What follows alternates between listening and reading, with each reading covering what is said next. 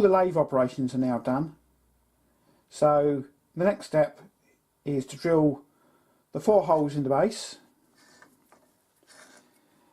and pin the cap to the shaft and drill the locking component. I don't know if you can see that in there or not,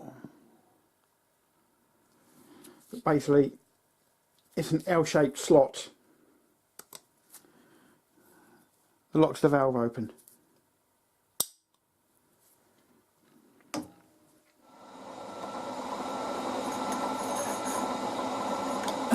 First operation is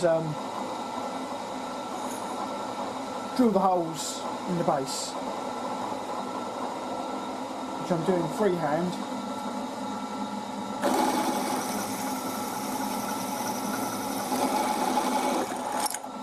Obviously I've got the drill bit lined up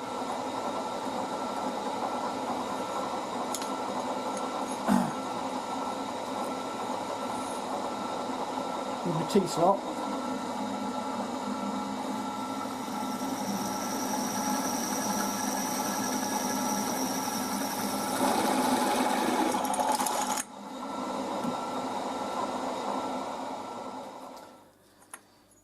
So I've just had a bit of a clean up, and I think what I'm going to be doing is mounting this to this angle plate, milling the slot and drilling and possibly even tapping one of the bolt holes for this. So the first thing I'm going to do is get this set up and get this trued into the vise and to the mill.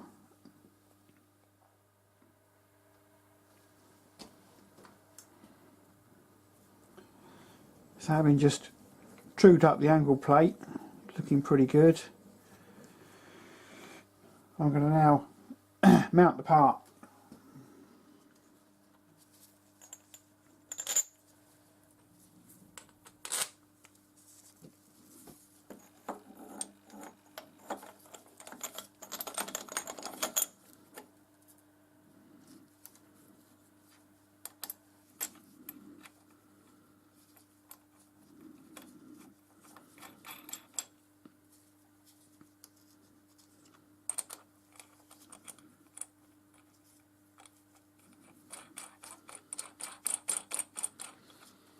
The height of the part is simply set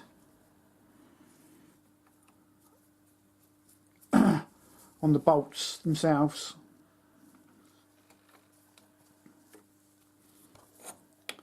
It's just this axis.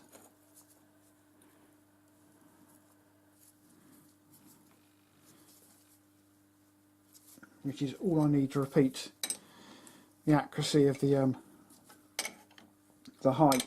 Is close enough on those bolts.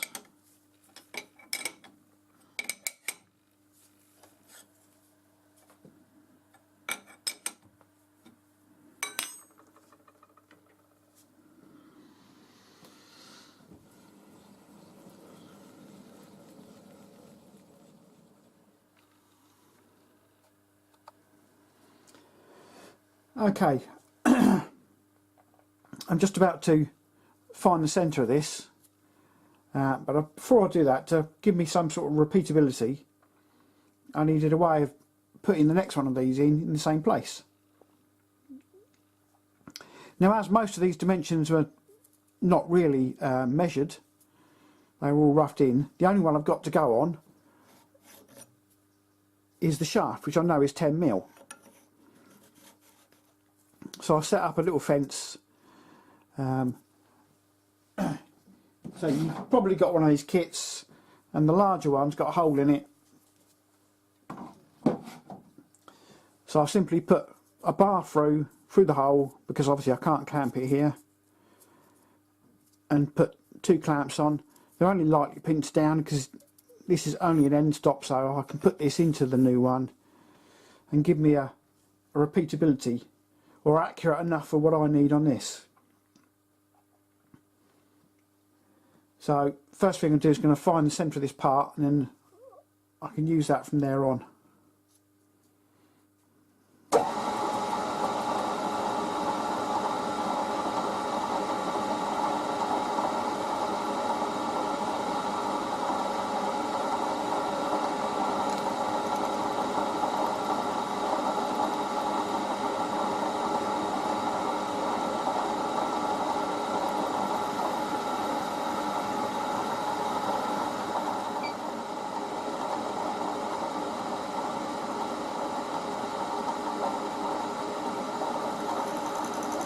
286.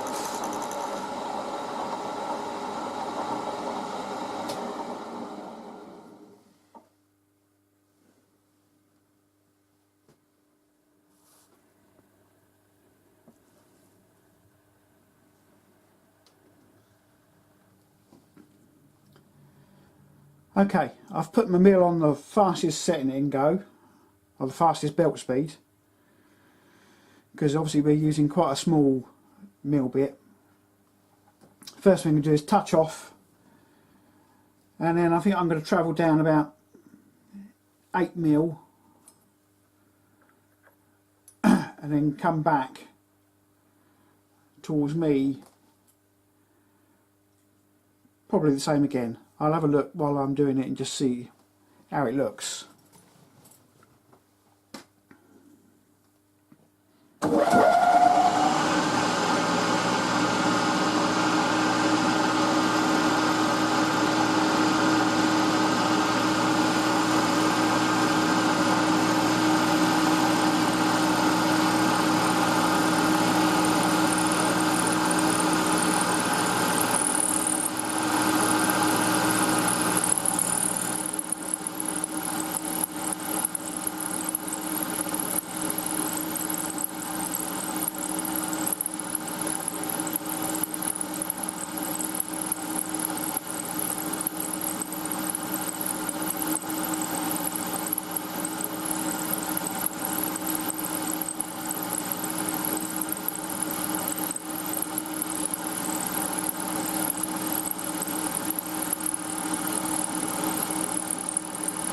.5 mil, 8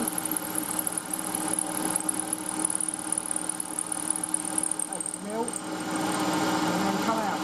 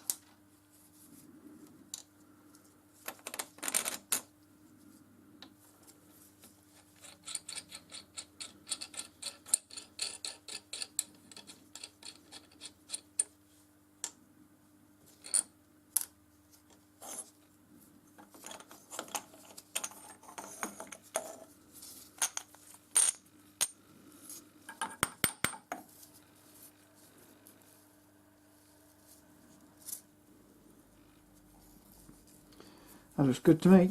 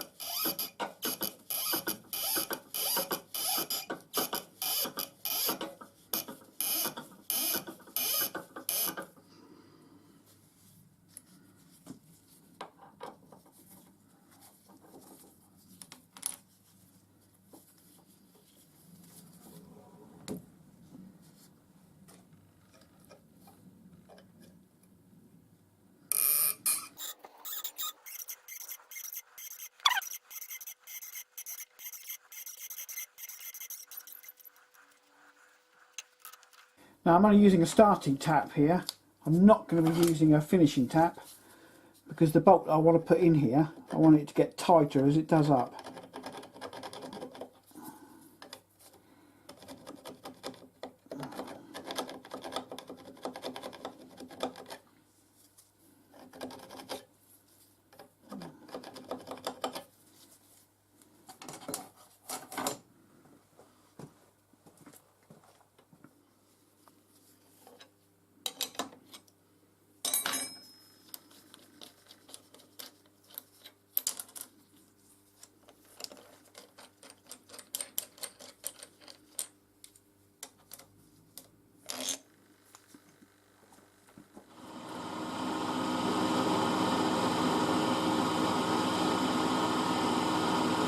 What I'm doing here is milling a small slot to enable me to drill and tap the set screw in a suitable position.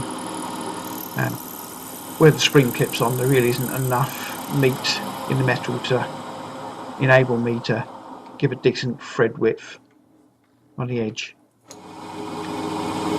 I'm just drilling the hole here and then I'll tap it. It was all done by eye. There was really no need to measure anything. You can eye bring it up close enough.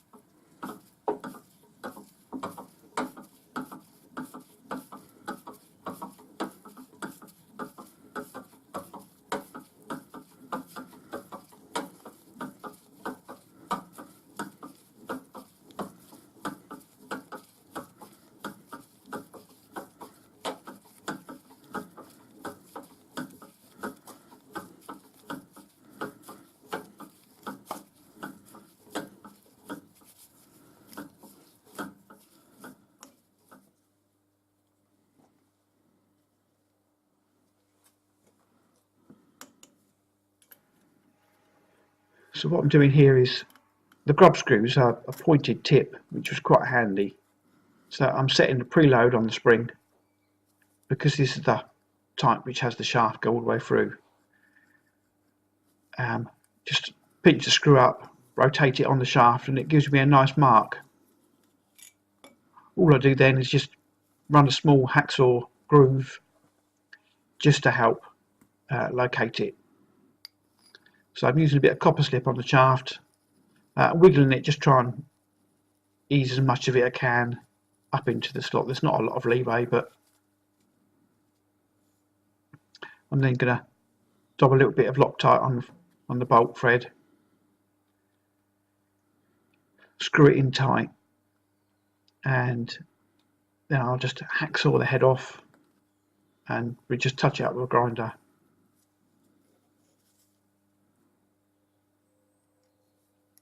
Remember, I didn't use a finishing tap, a plug tap on the thread, so the thread will progressively get tighter anyway, so the Loctite probably wasn't really necessary, but I decided to err on the side of caution. You don't want it coming loose because it's a pain in the ass.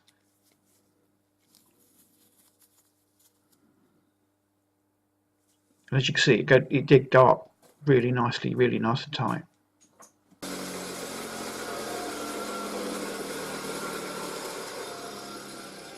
So I've cut it off. I'm now going to plaster it all up with copper slip. Remember, these things are going in the bottom of a tank, and I don't really want them seizing up. The last one's lasted 75 years, so yeah, if this lasts half as long, I'll be more than happy. But they should last as long, really. And most of these tanks are being restored, so they're never going to be outside for an extended period.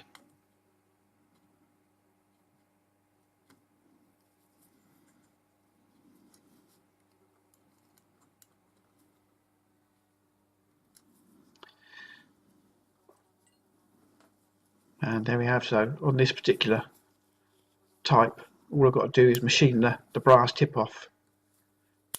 So up to that point, these were really easy to make. This is the other type, with the shaft going into a blind hole, which if I do some more will probably be the type that I do. It's a little bit more fiddly to manufacturer, but I haven't got to mess around with machining the shaft off afterwards.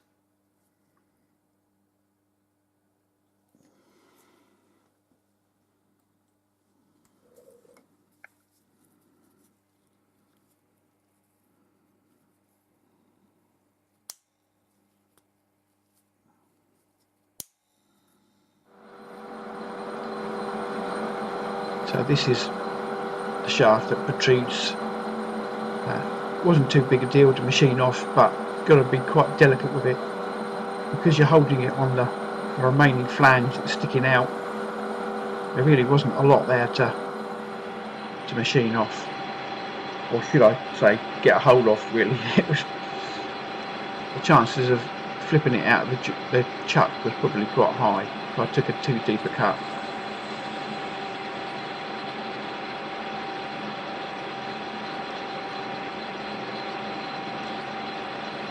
These side shots I've always done on my phone, so they're always a little bit wibbly wobbly, shall we say.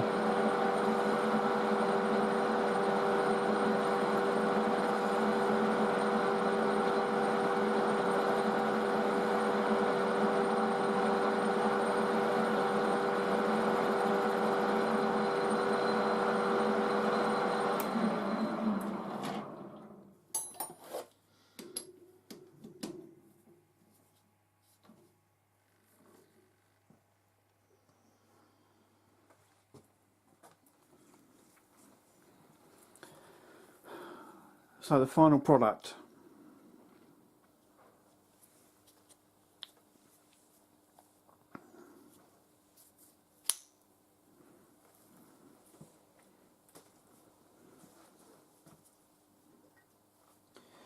Bit of the original.